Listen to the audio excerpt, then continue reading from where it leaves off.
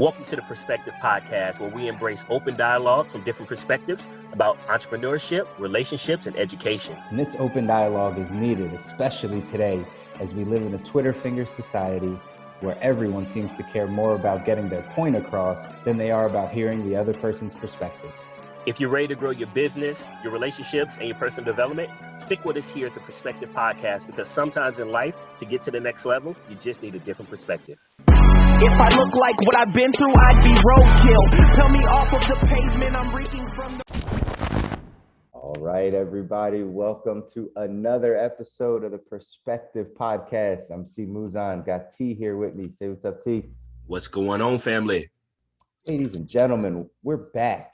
Another episode, season 4 in the mix. Hopefully you guys have been enjoying the conversations thus far on season 4. We're going to continue to bring more of the stuff that, again, gives you that perspective of, hey, what are they thinking? Or what am I thinking? Or, hey, am I right? Are they right? It's really not about that. It's about how do we understand each other? And we want to keep bringing you those types of conversations as always. So again, another week here. We're going to talk about something that has been on our radar over this past week and is going to probably continue to be on our radar moving forward. Man, I hope not.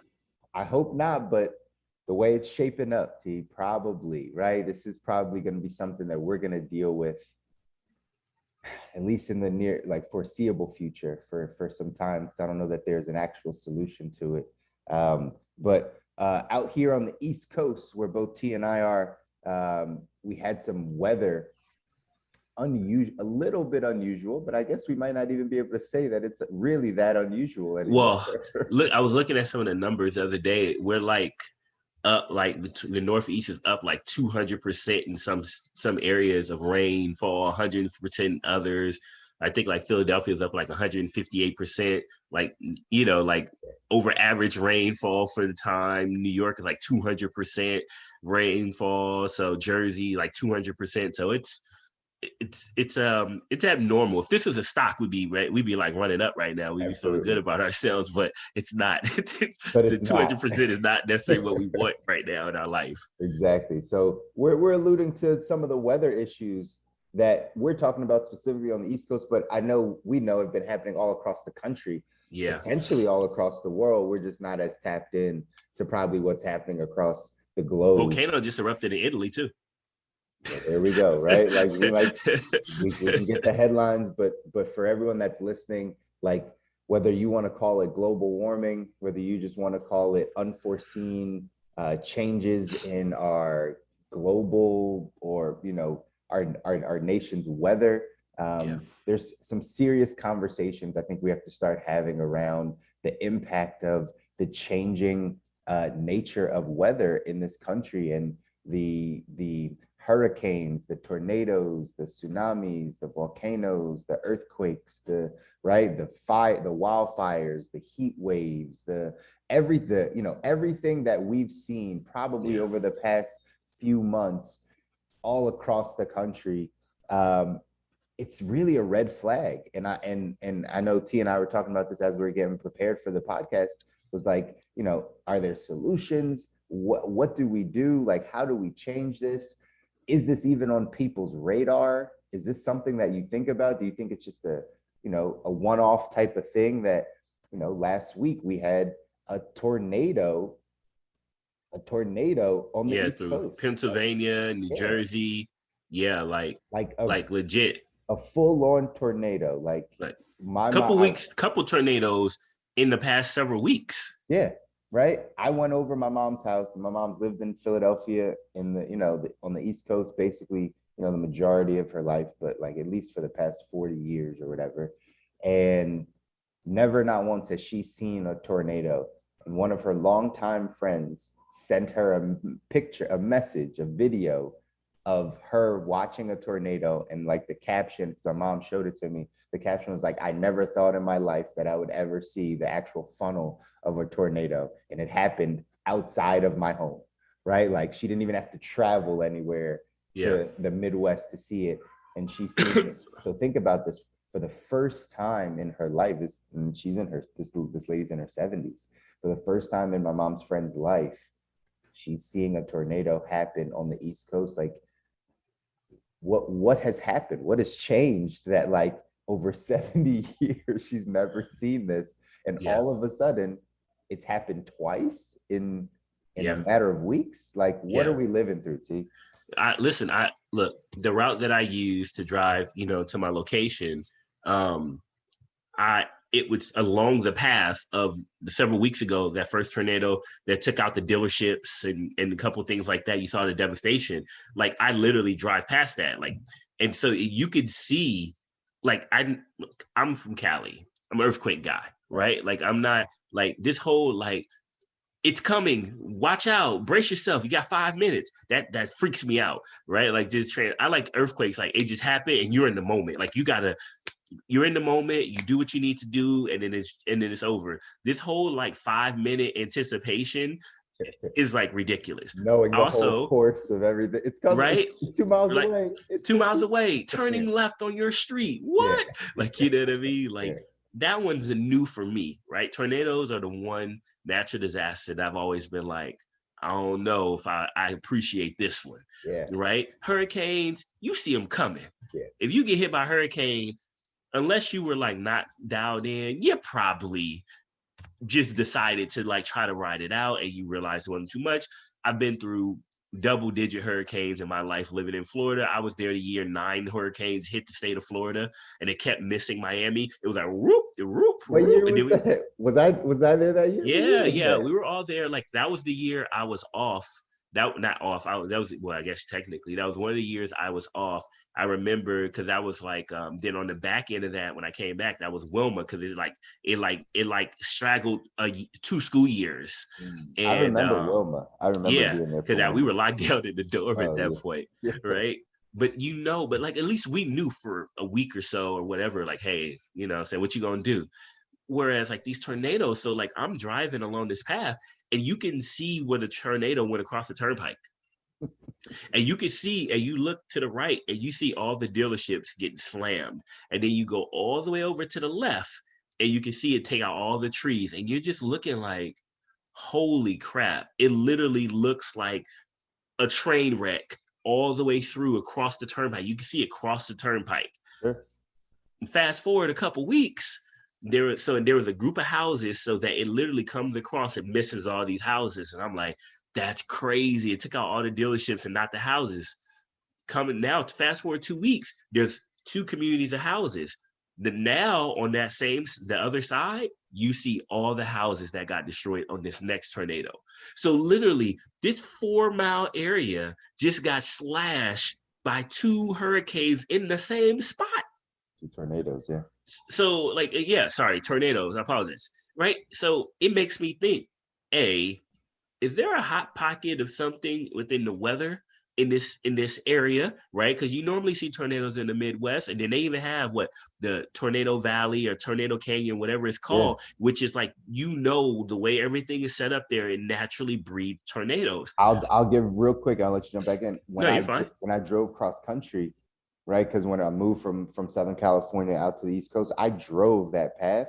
Tornado Alley, that's what it's called. Tornado Alley. One of the scariest part, and I don't really know exactly where it is, but that going through Kansas area. Yeah, that's it. Like, when you're driving, it was my first time ever really driving that. It looks like you're getting prepared for a tornado. And I drove in the middle, like it was like, I didn't know if it was like tornado season, but like literally the open plains, the way the sky is low. I remember driving it like, I'm about to see a tornado. I know I'm gonna see it. Like, and I was like kind of freaking out a little bit because I'm on the road by myself. And like, there's not much stuff around you. And if you do see a tornado, and that would have been my first time like in it, like I'd be like, what do I do? Like, what do you do? You go the other direction, not in its path, is what I've been told. From Twister, the movie from 1990. That's where we get all of our reference from our tornadoes is Twister. Listen, Twister taught me a lot. Like, I realized, okay, if it's coming this way, then you need to go like that way, like directionally the other way. You don't need to try to stay in its path because it'll catch you. But that's true, man. Like, that's those things, like you can see, I visually would see like, man, this is where a tornado could happen. but never thought on the East Coast. Never in Philly, right? Never in what's that, Bucks County, right. Montgomery County. You didn't think would be Tornado Alley. It seems like the Turnpike now may be becoming this. And in certain parts of Jersey, unfortunately, one of my coworkers lost their friend in the tornado in Jersey. Like, and I had other friends, that lost neighbors due to flooding from this storm that poured out a lot of rain. So the question becomes, right? Like, these are our experiences through it. Has the weather shifted in a way that this is the new normal for the East Coast? Because weather patterns change, right? And they change over time, especially with everything that we're adding into it. We're adding alterations the same way with our bodies, right? Like, our bodies start malfunctioning when certain elements get in for too long. Talk about like alcohol, different like certain sugars and different things of that nature, certain chemicals from things that we eat and consume. If they keep pounding on the natural elements of our body, they can literally alter our biochemistry. Right. So the question becomes, is the Earth's biochemistry around the United States altered?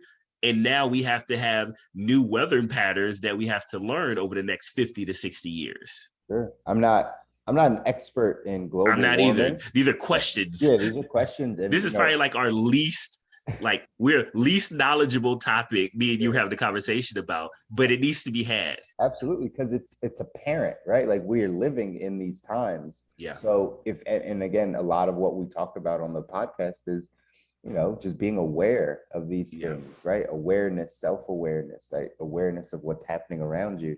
And you can't really get away from the fact that, like, the weather's changing, right? Our weather patterns are changing. Yeah. Whether we could talk about these tornadoes and, right, is this something that's going to be new for the East Coast, or just in general, like weather in general? Like I said, I think we've had like a record amount of heat waves this summer. Yeah, going through like the Midwest and different things of that nature. Yeah, I remember some of my friends out in Seattle. Yeah, Seattle had like 3 days where it was like 110 degrees or something crazy. They sit up there drinking their lattes like something ain't right about. No, real talk. Like, because I spoke to them up there, and when they were going through it for those 2 or 3 days where it was like over 110 degrees, the houses in Seattle aren't built with air conditioning, with central AC, because they've never needed that.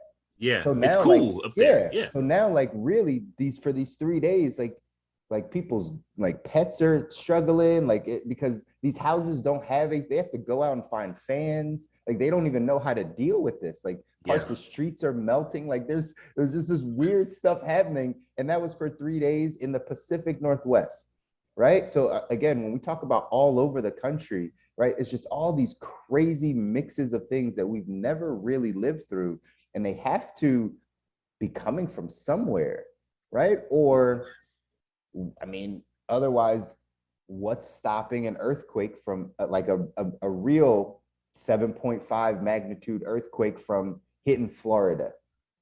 You know what I mean? Like, if we've never experienced that, we understand Californians are ready, right? People outside of that area, you're ready, right? You feel the tremor, you kind of get it. Okay, I'm living in this place that has earthquakes. But what if you're living in North Dakota, right?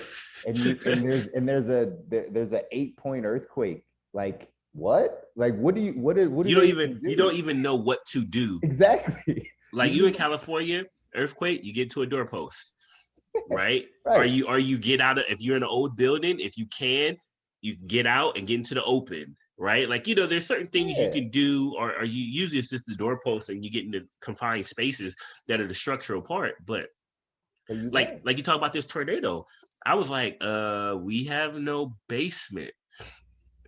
I was like, oh yeah, bathroom, right? Like, you got, but then you're like, are you feeling really comfortable in the bathroom? What if you live on the 5th floor? Exactly. And you're supposed to get to the lowest point. That's like the Midwest is set up for tornado. Like, they have underground bunkers. We've seen that. Like, go into the storage shed, you open the joint up, you go all the way down underneath, like, you're good, right? That's the way to get away from the tornado. If we're not set up that way, we can't get away. Like, so that's not how. So what do you do? Like, at what point? Like, this kind of goes to our conversation before. Like, what do you do to prepare for something?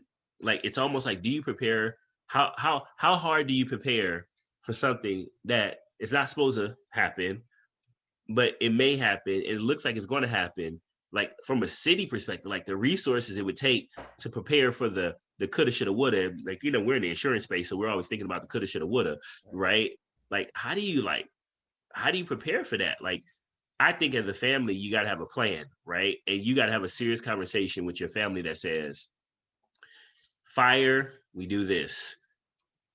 Yeah. Storm that comes quickly, I guess we do this, right? But that's like, even going down that path, see, like, how much are you going to prepare them for a tsunami, right? Like, because like, we live. You better swim, boy. These swim lessons is for a reason.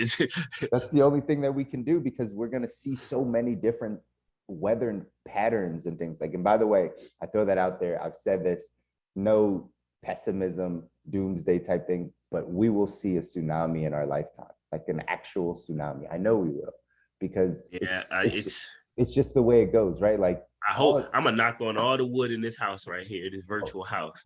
I really hope that, and I hope it's so small, or somewhere it's like some island they just got footage and nobody gets hurt, because those are ridiculous. Those are ridiculous, but unfortunately, like, all it is, right? Like, if I'm not, it's an earthquake. It's an earthquake underwater. It's an earthquake underwater. Yeah, they call it tide. Yeah, it's the plate shifting under the ocean or under a body of water.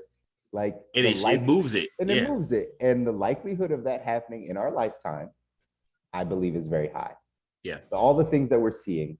Well, we did see one. Actually, it hit Japan when we were probably. Hold up, I remember this. Yeah. I remember this. Go ahead, I'm listening. That was like a few years ago, right? That's what I'm saying. That wasn't too long ago. But either way, right? Back to your question, how do we get prepared for these things? How do we wrap our brain around the fact that we could be living anywhere and be experiencing something that we've never experienced before, as far as weather? And what role do we play in kind of fixing this? Do we have the solutions to fix it? People that are, and again, I'm not as educated, I'll go on the record saying I'm not as educated on the global warming topic and reading what we should do. I remember Lil Dicky, the rapper, like, put out this song called Earth or whatever, and he was like going really hard about this, I don't know, maybe a year, 2 years ago. He was really big about it. Like, if we don't save, like, do this to the planet, like, we'll like blow up. And like, he was making some extreme claim of like the next, like, soon, like it's like irreversible type of thing. And I was like, oh, you hear it, it's on your radar, but then you dive into like, what can we really do, right? Like, what is it that we could really do in order to save the planet, right? Is it about the big companies and the corporations and they just have the money? I think really they have the money, and a lot of the fossil, like, the fossil fuels that are broken down is used for the operation of business, right? Like, if nothing else, just moving materials around and supply.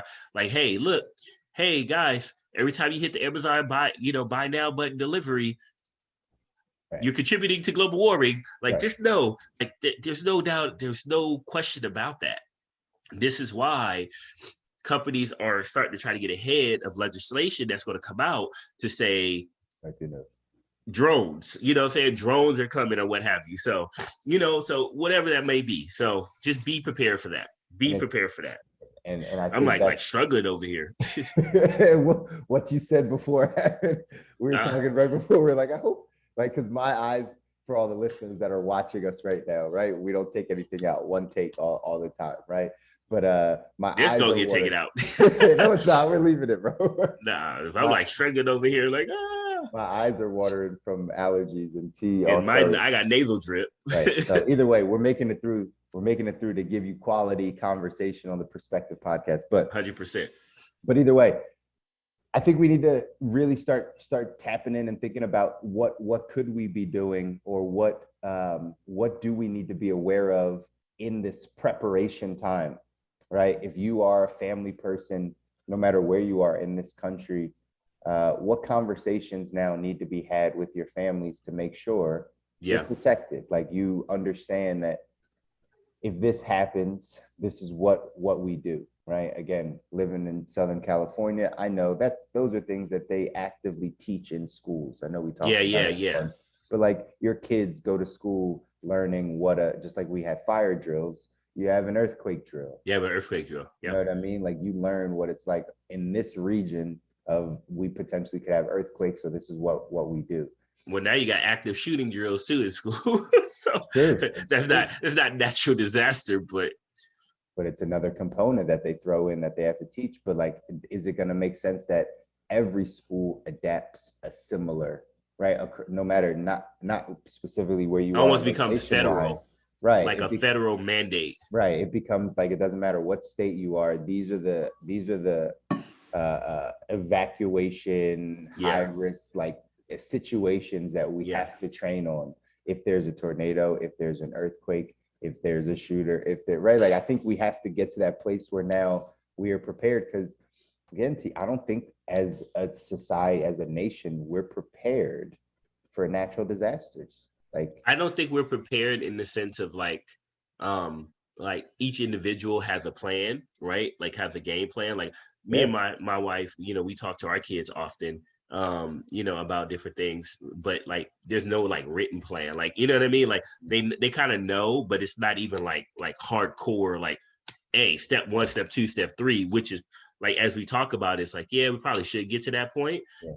As a country, from a resources, like, let's go help, we're better than most countries, right? Like, however, if there's like massive New York, massive Jersey, massive Pennsylvania, now we're having a different conversation. That's a lot of rallying that would have to have, that would have to happen. You would almost have to get the military, you would have to get the military if it was like a multi-state kind of situation involved. Like, you know what I mean? Let me ask you on the personal level, like, and for you and your family, but for the majority of people, do you guys have like an emergency bag? You know how like in California, you come from California, so you you have food and stuff like that, right? You gotta grab and go. So we have like some of the first aid type stuff, right? So we have that in place.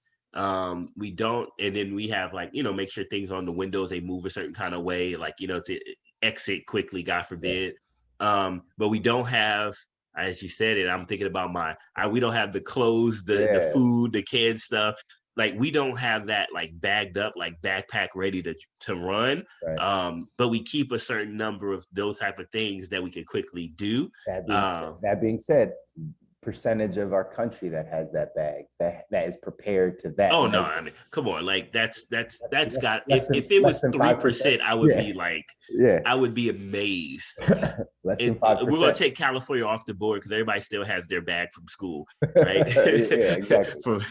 But for everybody else, right, that is a measure of preparedness that I don't think we even communicate. We don't even talk about. By the way, that is clearly a business idea that we just thought about right there. Like, I was going to say, it's funny you say that, because when all the earthquakes started hitting, like there was several earthquakes in Cali around like, I think it was like 2012, 13, 14, where it was like earthquake after earthquake after earthquake. I had a partner in China and I was like, hey, I think I want to start selling some earthquake preparedness kits. And he was like, actually, that's a really good idea. Right. And at the time I didn't have the know-how of like how to put it all together. Like he had all the supplies and it was like the resources to grab them, put them, market them. That's a whole nother conversation. But I do remember like the time to, from a business perspective, is like right after something happens, right? Like that's usually when people are awake and they're thinking about it. You don't sell that stuff in times of peace because nobody is like, that's not going to happen. You sell it when, holy crap, this just happened. Right? Like, you know how many people probably gonna go grab life insurance right now? I know.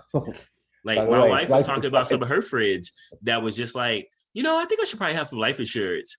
And they're like, they went through their battle with COVID, they went through other illnesses, and they're just like, they're going through the natural disasters, they're seeing people around, they're like, it's probably about that time. This is,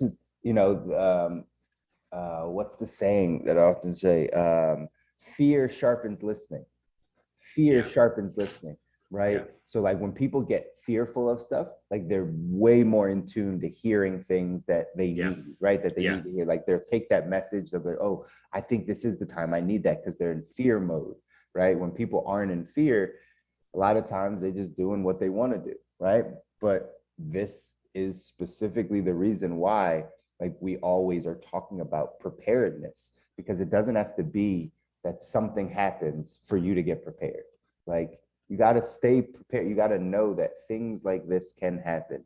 Right now, if we're talking natural disaster side or whatever the case, like, you got to think about it. One of the things that I love about my wife, it took me some time to get used to, but she's like, that's her nature. She's prepared. She's prepared for the disaster, for the catastrophe, for the thing, right? Most people don't have this. Like, we have a little thing inside the glove compartment or the little center console of our car that's like a hammer, a lightweight hammer. To break the window, to break the window in case something happens. And it also has a little thing that you can cut your seatbelt. Right. So it's like a device. And you know, she's had it for 6 years. So I'm like, why do we have this? She was like, you don't know? Like, if you ever get stuck, you could bang the window, the glass will shatter, you could cut your. I was like, oh, okay. Like, I don't ever think that'll happen, but we're prepared. Yeah. We're prepared, because she thinks that way. And I don't think most people think like, okay, like in that scenario of like, do we have an emergency bag? Do we have all of our people don't think of the things like, oh, I'm gonna have a fire in my house. Yeah. Right? Do you have a fire safe? Right. Do you have a fire safe? Do you have all your documents somewhere? Do you have the clothes bag? You know, they ask that question, like, if your house is on fire, what are the 2 things you would grab or whatever? Like, do you actually know that? Like, I know it's kind of hypothetical, but like, do you know if like something crazy just happened right now, what would you grab? What do you need to survive? You know what I mean? Like, just that preparedness with what we're seeing with just the weather, which, right, is just acts of God. We can't control this weather stuff. But are you prepared, or are you putting your family in a tough position if something were to happen? You know, and I think these are things that we have to really pay attention to and start to have some solutions for. We will start selling those emergency bags, just so you know. Well, what's funny is like it's like the military, right? And in military and business, when you already have a plan in place, when chaos starts, you fall back to your basics. Right. You fall back to your training, right? Like your body reacts like naturally. Like, I think about like times where I've even, going back out and play a little basketball. There's some things that my body starts doing before my mind even catches up. Like, I'm like, whoa, I just did this, or I did that. It's just second nature at certain points, right? Like, to do certain things at a certain level, at a high level, you fall back to them. So that's what it is. It's the preparedness. Same thing, like, we're talking from a personal note, but your business as well. Like my shop, there are certain parts of my shop that were a little bit lower flooded. Right, there's thousands of dollars of inventory that got to be replaced from our from our partner vendor, right? Like, there's a lot of things that happen, and I was like, we were talking, me and Chris, who was preparing, like the flooding that happened. They took photos from my shop and where I parked my car, and I remember being like, yeah, I should probably get going. It looks like it's going to rain pretty hard, and I don't want to have to get stuck on the turnpike anywhere. They took photos, and there was a Jeep flipped upside down in my parking spot in the floodwater. Wow. And I'm looking at it. I'm like, that's my parking spot. That's where I just drove away from a few hours before. Had I stayed, it probably got to the point where I would have probably been like, I don't even think I could drive. I need to stay in the shop and ride this out. Well, I would have rode out a tornado, and would have been sitting there looking at my truck float down the street. I would have went back out like, where's my truck? Right. So you have a plan. If you have a plan in place, it makes life so much easier. You go to your plan, it triggers for you, and you move forward from there. And that's really where we are. Your business as well. Like, so now, like, my CEO is gone. Like, he's out of town. And he's like, Terell, you got it right now. You and the team, nothing will happen. He leaves, this massive flooding, all this inventory loss. And he's like, all right, I'm not there. So nothing I can do about it. What you guys going to do? And now I'm like, well, what's our flood insurance? What is this? Do we have this insurance? You find out a lot about what you do have when something happens, because your insurance company will let you know. We're going to protect this, but we are not protecting that. This was, you don't have this. This is excluded, et cetera, et cetera. Mm-hmm. So even as a business, you have to consider what happens is all your inventory is gone. Yeah. What happens when your employees can't get across the river? Can't get across the bridge? How's your business there? What happens when you get an influx of business and you don't have the demand for it? These are also the secondary ramifications of massive natural disasters happening that you have to consider as well, because we talk a lot of business on this podcast. So what happens if you lose all your inventory? Are you protected? Is it insured? What about your employees? Are they the meat and potatoes of your business being able to make it? What happens if they can't work? Can you switch virtual? Can you still support your customers? There's a lot of things that business owners have to think through that you naturally won't, especially being in Philly with flooding. Come on now. I know. Or Philly or anywhere, New York, like, all the places where we are, New York, Philly, Jersey, like, come on. Or anywhere else. Heat waves, Seattle, the buildings melting. Like, imagine that. Like, does this cover on insurance? For real. Man, we didn't even talk about the hurricane that just hit New Orleans, right? Like, well, yeah, we're talking about the ramification. We're talking about the back end of the hurricane that just hit New Orleans again. Yeah.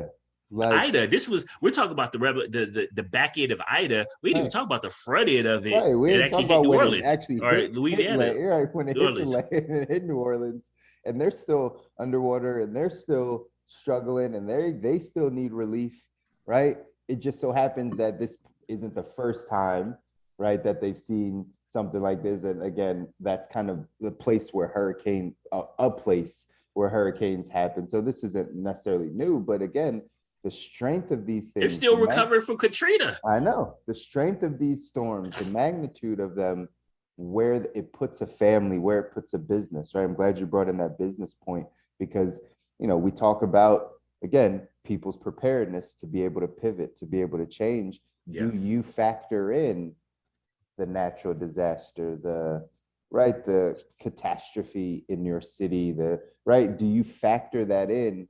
And a lot of, where my brain goes, and you kind of mentioned this earlier, T, is, do you have insurance? This is what insurance is for, right? Insurance in general is it's to mitigate the risk. It's to mitigate the risk. That's really what all insurance is about, whether you have flood insurance, whether it's car insurance, whether it's life insurance, whether it's disability insurance. It doesn't matter what type of insurance. Insurance is meant to mitigate the risk. The reason you have disability insurance is to mitigate the risk in case you get disabled. Yeah.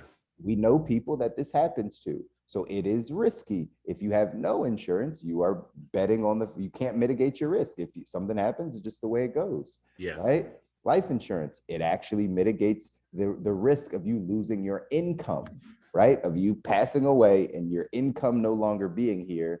That life insurance is supposed to do that. Flood insurance, car insurance, right? We keep going down the path. But are you prepared as a business? Does your business have proper insurance in case something happens? One of the things I always, I coach a bunch of people. They want to make money and grow and all that stuff. And the real estate side becomes real, attractive to people because it's in a lot of people's faces and things like that.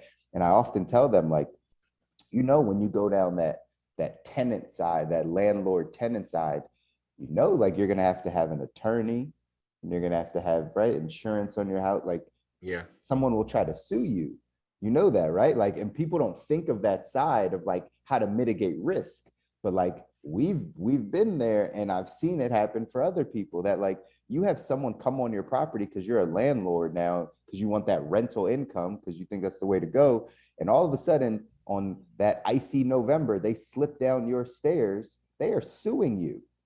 They are suing you because you are the landlord. Like, they're not going to be like, oh, it was my fault. I didn't put salt on the steps. So that means that, no. They're going to sue you. And then what do you do? If you don't have an attorney, if you don't have insurance, if you don't, like, you're going under. They're going to come take your money, right? Like, and that is mitigating your risk on that side. There's all these different areas. But I feel like, again, a lot of people put their head in the sand and say, maybe this isn't this might not happen. I can manage it. It's like, well, no, like now we're seeing anything can really happen. Correct. So are you prepared? People, yes, like this. Look, it's to be properly insured in all the areas of your life can feel expensive. I'll say it that way. I think that's the proper way of saying it. Because to say it is expensive is like saying, well, if these things happen and what you get back, you're like, no, it wasn't that expensive to pay $50 and I got 200,000 back for X collapse, right? Right. So we all understand that, but it can feel expensive in the moment because, excuse me, because you don't see the result of insurance immediately. Right. Like you go buy a car, right? I used to sell cars, a lot of them. And you go buy a car, when you give me the money and you sign a contract, you get to experience your car immediately, right? Immediately.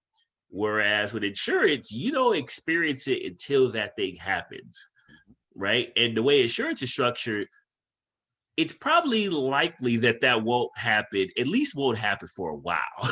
Like that's how insurance is really set up, right? So you got to trust that you are giving yourself peace that when it does, in some scenarios like death, right? You know, like it's probably going to happen more than likely, right?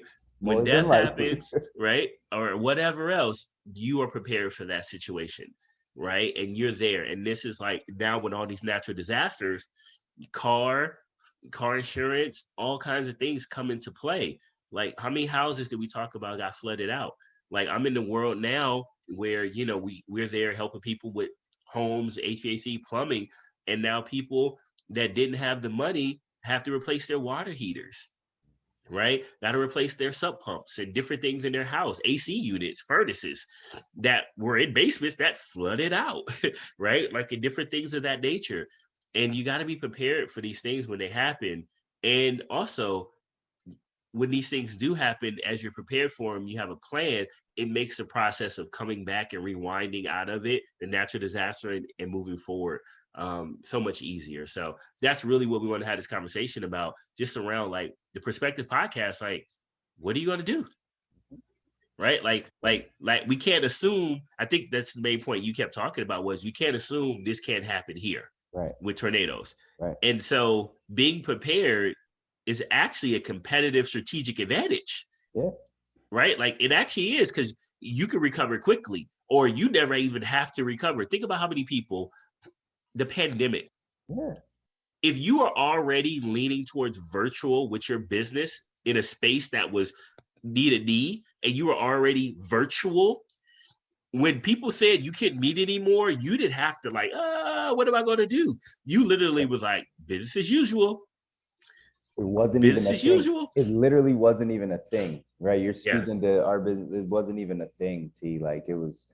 People don't know. I try to. I've been doing Zoom appointments for 4 years. At the time of recording this, I've been doing Zoom appointments for 4 years. So you were 3 years ahead.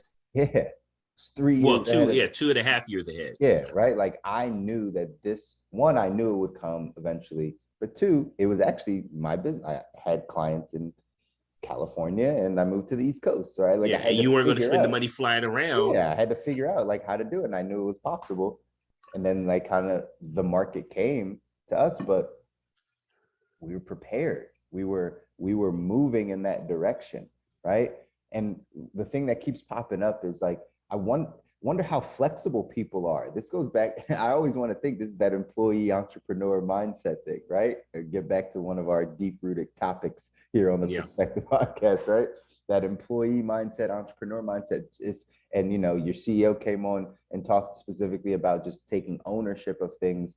I think with all of these changes, the entrepreneur mind is just taking ownership of all of the things that could potentially happen to them and their family, and now covering their bases, whether that comes down to how you're making income, because we saw the pandemic. Now you're like, okay, I can maneuver here. Let me do some of this. Okay. Whether it comes to your safety and security, right? Even throughout the pandemic, the amount of people that taught their children or got a gun in their family or taught their kids how to shoot or taught their kids, right? Some life skill that we thought like we needed to like maneuver into. Yeah. The ones that are like high up on that entrepreneurial ownership side are just doing all of it, right? Like me, right? I'm taking control of school, of eating, of income, of right now protection. Like we're just going to take care of all of this stuff. And I think some people are like slowly getting in and saying like, okay, I guess I could change this, but we're seeing change is the only thing that's constant, right? All these changes, that all these moving parts, you just got to start taking ownership of like, all right, what am I going to be responsible for, and going all in on that part. And part of it's going to be your protection and your safety of your family. Other side could be income. That's your business side, right? Like you have to take ownership of this stuff, because we're seeing like, we have no idea of what's going to happen. So we can't just be left out in the open, right? Without a plan. So I think it really comes down to that ownership side of things. People really have to dive into ownership. I agree, man. I agree. I think that's a great place to put a pin in that, because that's what we're saying. Yeah. Like that's what we're saying. That's what, the nature is saying. You better be prepared. Right. And even ownership of, like you said, are we causing it? Are we the solution? Like, I don't know. Like, are we the problem? Maybe, right? Maybe so. A lot of scientists say we are. If that's the case, then what are some of our solutions, right? How can we do some things? And then there's some people out there that also think that the government controls the weather, and these are all experimental storms that have been artificially created. But that's another topic for another day. But I did want to throw that out there. I want to throw that out there for all those people that have that perspective. I haven't forgot about you. I heard what people say. So I just have to throw it out there. It's a perspective podcast. I don't want to speak on it too much because I don't have nothing to say about it, but I do want to put their perspective on the record. We'll put the perspective on the record, because we know that, again, people are entitled to their opinion and their perspective of things, but hopefully, hopefully somebody will give you some information or some insight to know that only God controls weather, right? Like, I don't even know how else to put that to anybody. Like, that's not a man. I don't know that weather's man-made, but again, if that's your perspective, it is what it is. Maybe we need to have the conversation, and you can enlighten me on the other side. So I just want to make sure we cover all our bases and we stay true to the Perspective podcast. That's right. All perspectives are welcome here. All perspectives. So, but again, T and I want to hear your perspective. We're joking about it, but we really do want to hear your perspective. Once we're gonna get hit up with thousands of comments about, no, for real, let me show you this. Go read this book. Right. And we're gonna go down a rabbit hole. Exactly. Anyway, we'll step our toe in it to here, but we might not go all the way down that path. But regardless, we do want to hear from you guys. Again, what are your thoughts on this? What are your thoughts on global warming? Or can you enlighten us on what we should be doing? If you have a solution, because obviously this is one of those topics T and I don't have a solution to this. Like, this just popped up because it's been on our radar, and obviously you all have been dealing with it, and probably you're part of part of the country. All these things are happening. Are there solutions? What do we need? We're going to fall back on the preparedness and what you can control. And so, always recommend those types of things that we talked about. Do you have a personal bag? Do you have a plan, evacuation plan? Does your family know what to do? But do you have other solutions? How do we fix this? We want to hear. Send us a message, DM us, comment on the post, like and share it so other people can hear. Yeah. But also, right, like let's engage, because this is something that we can really come together. And the more that we have bright minds and different perspectives on it, that's how we get to solutions. Yeah. And that's how we get our families to be the most prepared as possible. So that's it for this week, guys. It's a good one. Been a good one. It's a good one. Something to think about. I'm already like, dang, man, I got an extra backpack up there. I'm about to go prepare. I'm about to go pack this thing up. Real. Put some canned goods and some pants and stuff in there. Some weather resistant stuff. I'm literally like looking at my bag. I'm like, yeah, I got an extra bag. For real, man. Like this is the time. This is the time to get prepared, because we're doing this for our families, right? We're doing it for our families. So until next week, guys. We're going to sign off for this week, but give you something to think about. DM us, hit us up. We want to hear your thoughts on this topic, and maybe there's some way we can collaborate and come together and do something to really change the world, change our society, or change the global landscape of weather and what's happening. So until next week, signing off Perspective Podcast. Talk to you guys soon. Peace.